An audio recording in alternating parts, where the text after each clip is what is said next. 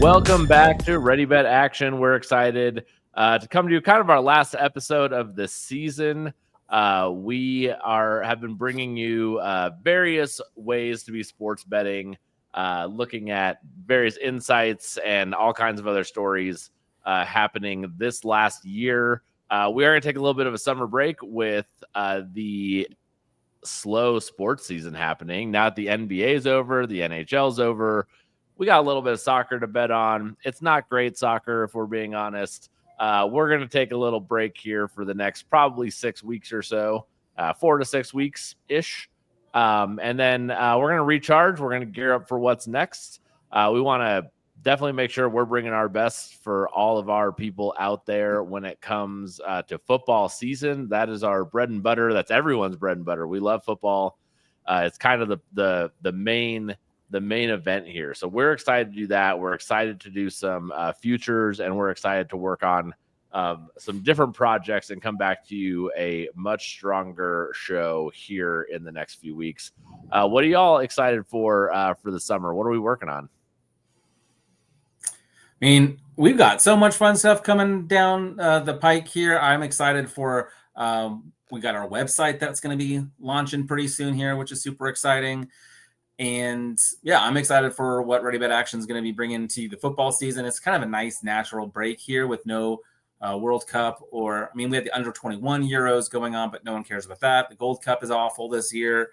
The FIFA Club World Cup, so I'm struggling to get into it. I'm even betting on these teams I've never heard of, like the Red Dragons. There's like some of these South African teams, and it's been whatever. I try to get into it. It's been super tough. So I think instead of trying to do all that, I'm just going to start dialing in on football. I started writing some articles to get us ready for our win totals episode and stuff like that. So we have so much good stuff coming people's way that it's just super exciting. Like, this summer is going to fly by. We've got a couple weeks here, and then we're going to be coming out with a bunch more content, win totals. We've got, Heisman props. Of course, I'm, a little bit more college centric than you two fellows who bring us that NFL goodness. But yeah, college football is not that far away. We're going to have media days coming up soon. And yeah, the Elite 11 just closed up. So that's always fun seeing those future quarterbacks. So yeah, good stuff, man. Good stuff all around. But yeah, definitely a lull. And I find myself kind of, now that the playoffs are over for hockey and NBA, it's like 7:00 at night and I don't know what to do. Yeah, I'm watching Love Island. I don't know what you guys are doing, but I'm watching Love Island. Eric, we need you to get back on that Xbox so we can keep our dynasty going. I know my kids hijacked it. We'll keep our college football dynasty going too. Mike, what about you? What are you working on? Mike, the new college football game does come out in like 2 weeks, so that'll get me going for a little while. There it is, for sure. Mike, what are you working on? I know we talk about we're gonna get an actual website up and going. How is that going, Mike? I know we're still in progress, but I know we're excited about it. Look, I just need to be very clear here. I am not a website developer. Let's just not set any expectations there. No, man, it's coming along. Just trying to give you guys more of a centralized location that you can find all of our information, some helpful betting articles, anything from things we like to just basics of what is betting and how do we break this down in its simplest form to get more people into this world of degenerate fun that we all enjoy so much. The other one is we'll be launching our bet tracker on the website, so you can actively follow along whose picks you like, whose picks you don't like. Do not tell me in college football. It'll be a good time as a whole, man. But yeah, I'm just excited. It's right around 4th of July every year is when I get absolutely amped. Stafe, we've got a dynasty draft coming up soon. It is that time to start diving in, man. College football, fall camp starts in 4 weeks. It's coming. It's going to be here in no time. It's, January was yesterday at this point. So yeah, man, I'm psyched to just dive into football. I love it. Yeah, we're going to maintain. We might do a pop-up show here and there. I don't want to say you won't see us at all. I know Mike might have a golf event that he gets super hyped on. We might pop on and do an episode there.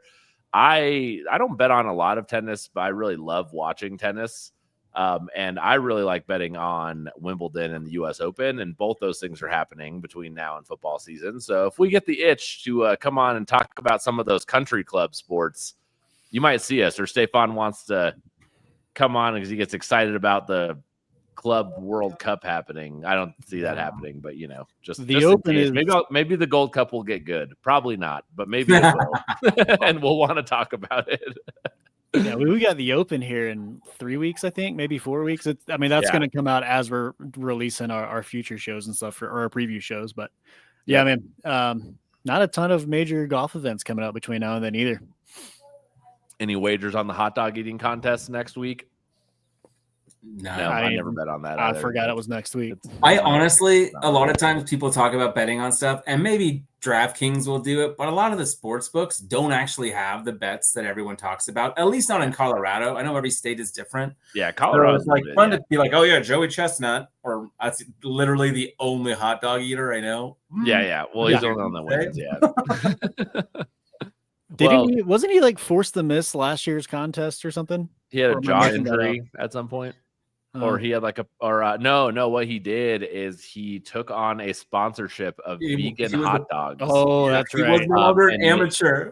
Yes, and Nathan's didn't appreciate. It's the Nathan's hot dog eating contest, and he took on a sponsorship of a vegan hot dog company, and they did not appreciate that and did not allow him to compete. So we have controversy. I don't know why we're not recording next week. This seems like we have plenty to talk about. You did mention there'd be pop-up shows, so we might have to have one now.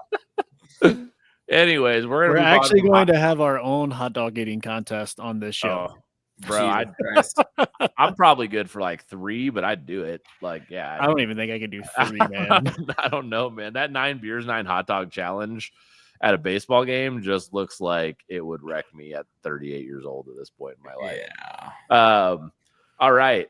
That's enough about hot dog eating and digestive systems. Let's talk about what's coming up later after we're kind of done with this break. We're going to be very heavy NFL and college football focused. I know we're gearing up for that. Stefan's like the biggest into college football. I like to dabble in both, but definitely probably do better at the NFL when you look at my betting records.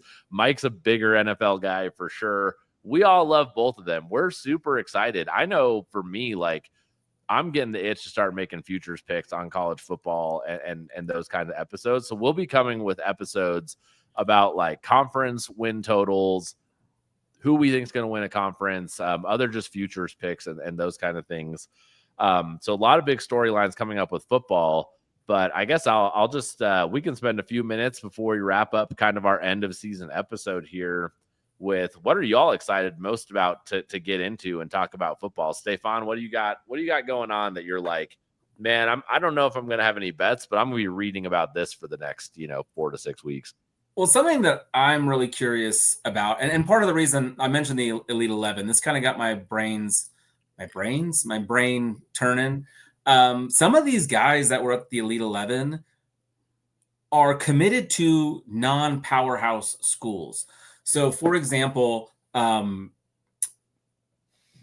just 2 days ago, I think BYU landed a top recruit for the upcoming.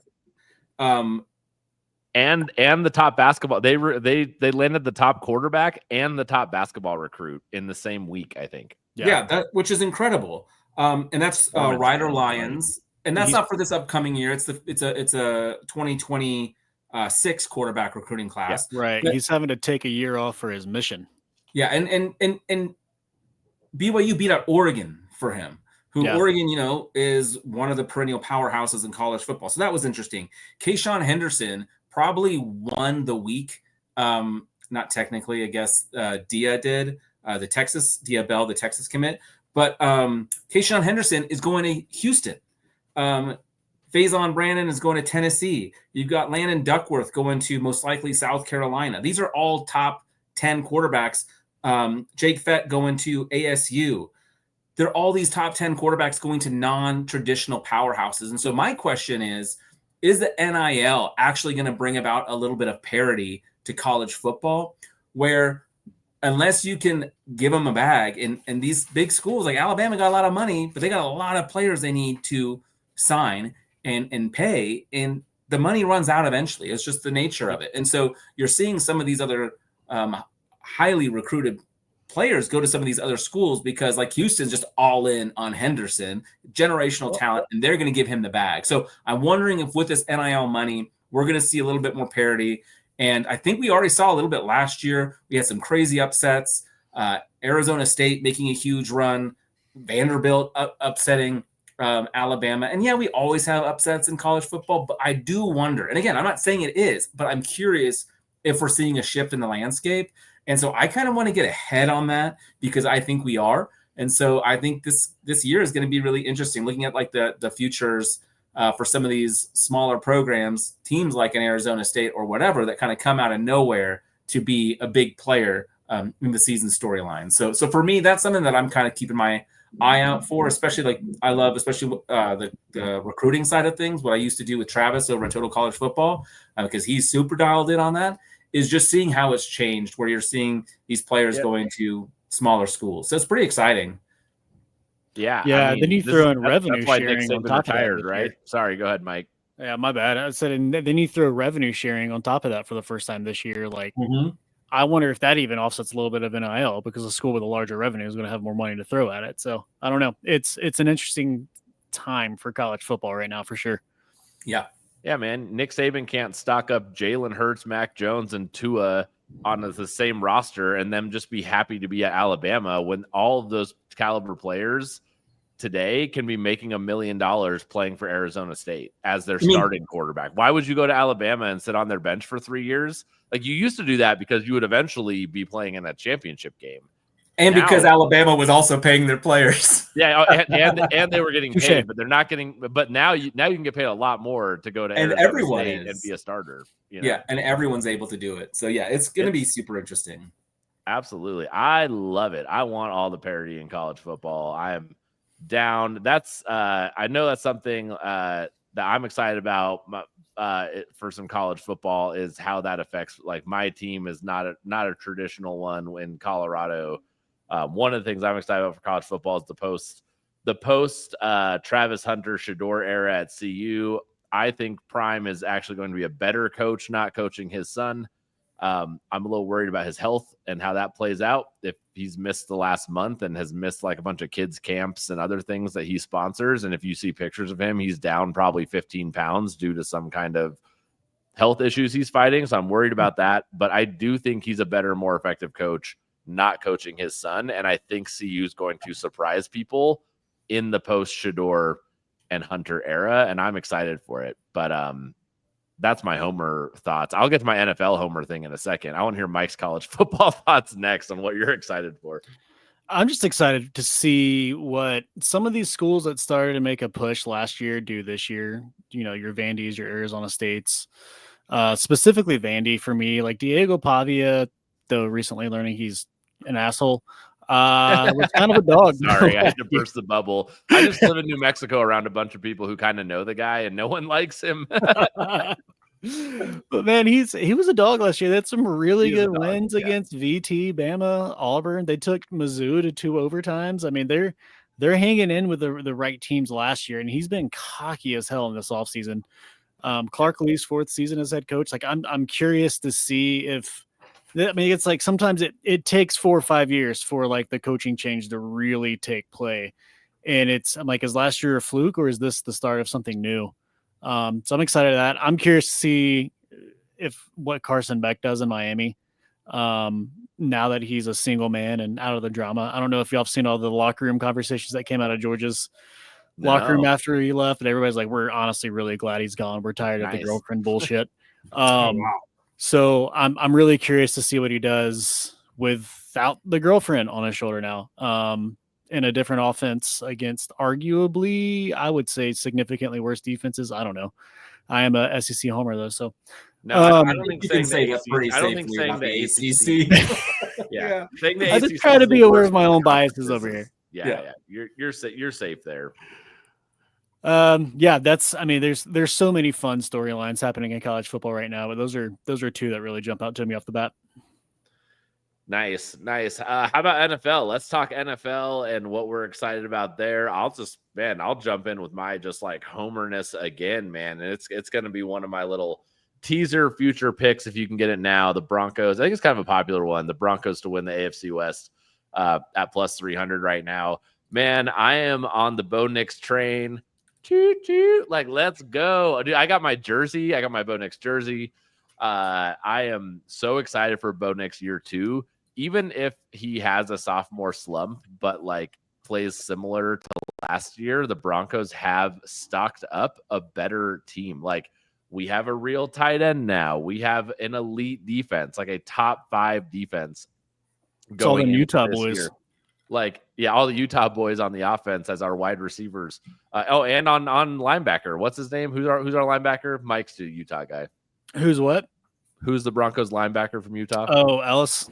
Yeah, there we go. Ellis. Like, dude, it is it is the most stacked we've been since we won. I'm not saying we're a Super Bowl contender. I'm just saying it's the most stacked we've been since we've won a Super Bowl. And as Broncos fans, we actually get to be excited about going to the playoffs and maybe winning a playoff game. Like, last year was cool to make it, but like this year we get to be like, no, how far can we get? Like, this is, and then like, yeah, I actually think we can beat the Chiefs in either location. Like, we won't be favorites, but like, I think we can absolutely do that this year. And I think we can win this division because Kansas City can't come back this year and run back winning, I think it was 10 games by 1 score. Yeah. You can't run that back this year. So if they had tried to do that, like, this is the Broncos division, man. And I love it. And I know it's cocky and it's crazy to bet against the Chiefs, but man, post Super Bowl loser hangover is real. And I'm stoked for the Broncos opportunities this year. So, I mean, anyways, there's my homer rant on the Broncos. Yeah. Man, I'm excited for the NFL as a whole. I mean, as every year, there's some fun storylines, but like, you look at, the Bears getting Ben Johnson, the Patriots bringing Mike Vrabel back, the Saints getting Kellen Moore. You've got Aaron Rodgers, who's going to fail again in Pittsburgh. Like, there's just so many fun offseason moves. Joey Bosa to the Bills. Like, I'm really curious what that does for Buffalo. But my homer thought is, does Atlanta let Penix loose, or do they still force him in this developmental offense when he took over last year after? Huh? I hope they let him loose, man. I know. Like, he was one of the most fun college passers that we've seen in a long time. But I mean, with Morris's second year, Zach Robinson's second year as the OC, I'm just not convinced yet. Once Penix finally came in, it was the safest play calls you've ever seen. And you could almost see him wanting to let loose and then trying to hold back. In those 4 games, he finished with like 60% completions. And I mean, it's not the worst thing you've ever seen from a guy coming in that late in the season. So curious to see how that plays out. Curious to see what kind of presence Kirk Cousins has in the locker room. Not that they can't trade him because they paid him way too much freaking money to begin with. So I don't know. There's a lot of question marks around that. Will Kyle Pitts get traded? Like, that's the latest rumor. This is his year, man. What are you talking about? It's what? This is his year. This is the every year. Hey man, here's my argument for Kyle Pitts being his year. The only difference is he hasn't actually been that injured, which is that like Stephon Leco, this man next to me right here, has held on and drafted Saquon Barkley for as long as I've been playing fantasy football with this man. And it finally paid off last year, and he didn't get hurt. So maybe Kyle Pitts is actually going to have that year. Dude, I've been trying to get... didn't win. And you still didn't win. It didn't matter. It didn't matter. I've been trying to get Justin Fields from this man in Dynasty for like 3 years straight, and he will not let go. That's a storyline I'm excited about, though, is like all the quarterbacks in new spaces and places we kind of touched on. But, I'm curious about Justin Fields. I'm curious about Sam Darnold making the switch. Those are kind of guys I'm excited about. You mentioned Aaron Rodgers, obviously not excited about him. Some of the young guys like Jaden Daniels, can he repeat? Can he do this again? Was this a fluke or not? Can Anthony Richardson stay healthy? And if he does, what does that mean for the Colts? By the way, he can't. So we don't have to have that conversation. But I just don't think he's good. I don't really care if he stays healthy. I just don't think he's good. I have some predictions I like those quarterbacks. Sorry, say that again, Mike. I have some predictions for those quarterbacks, and it's that Aaron Rodgers will be benched by the end of the season, and Anthony Richardson will not be on the Colts after next season. Dang. I think it's pretty spot on. I think Anthony Richardson kind of got steamed up because of the fantasy football community and because of that whole Konami code, the rushing side of things. Like, he can break fantasy football, but that doesn't mean he's a good NFL quarterback. Right. Dude, I don't know. Like, I was never on him just watching him play so much at Florida. He was one of the worst passers I've ever seen in college football. And then all of a sudden it's like, oh my God, he's going to break the NFL. And I'm just like, how? That one just stumped me from day one. Yeah. I'm excited for some of these lines too. I agree. The Anthony Richardson story will be really interesting. Justin Fields reviving a career is interesting. Man, I feel like I'm really in the minority here to say that I don't think Sam Darnold is like as terrible as I know he ended the year really bad, but like I don't think that's a terrible pickup necessarily. Agreed. I think Sam Darnold figured something out last year, and I know it was awful for like the last 4 weeks, but like he figured something. Like, how do you go essentially 12 to 13 weeks like lighting up the NFL, and people were like, "Oh my God, Sam Darnold broke out to like the last 4," and all of a sudden everyone was like, "He's the worst. Why would you ever even take a chance on him?" Like, I don't get it. Like, I think Sam Darnold's better than his last 4 weeks showed, personally. And I agree with that. And the Jets, like early in his career, starting off with the Jets, like that, you can't hold that against anyone. No. Mm-hmm. Do you guys think Jackson Dart beats out Russell Wilson? Not to start the year, but I think by the end of the year, it's Dart. Definitely by the end of the year. I wouldn't be surprised if he starts week 1, honestly. I'll go back to my homer that I am actively cheering for every team that did not draft Shedeur that needs a quarterback potentially to be horrendous. And I hope they are in quarterback hell forever. Like, I know Shedeur's a controversial topic. However, I want the Raiders. I want the Steelers. Heck, man, the Cowboys, who have like questions about Dak Prescott. I want them to not find a quarterback for the next 15 years. And I want Shedeur to become the Brown starter by week 6 is my prediction. And I want them all to regret it and them to not have a quarterback for that long. That's how upset I am about what happened. That's funny. I mean, all the beat writers are saying he's clearly the number 1 performer out there right now. Yeah, I mean, it's a crazy story. We didn't talk that much about it. Anyways, I love this. I love the NFL storylines that we're going to be talking about going into this year. Don't forget, though, to stay engaged with us as we go through this offseason. Follow us on our socials. We're going to keep those firing and get those even more ramped up. So especially on Instagram and Twitter and YouTube. You can find us on TikTok as well. Subscribe to the podcast. Be ready for the season. Go look for our futures episodes. You don't want to miss out. You want to be prepared and informed because that will inform a lot of your bets throughout the entire football season. It's not just futures episodes. It helps you understand how you're going to attack betting for the year. Send us any questions you have. Feel free to DM us, and we're happy to answer them. We might even answer them in our comeback episode, but we're also happy to just chat with you. And so, come on back, and we're excited to see everyone in a few weeks. Any last words, you guys? Oh, man, I'm excited. Get the summer vacations in. I love that we have 0 picks and we went for 25 minutes. It was my ranting about the Broncos in Colorado, which is a very niche audience, I'm sure. 6.5 is the win total for CU, by the way. I checked it while you were chatting because I was curious. Yeah, I wouldn't be surprised. I got us at like 8 or 9. So I don't know how convicted I feel about it, but we'll see. We'll see if it shows up in a futures episode. Yeah, man. That's fun. All right. We will talk to y'all later. Oh, good way to end. There we go.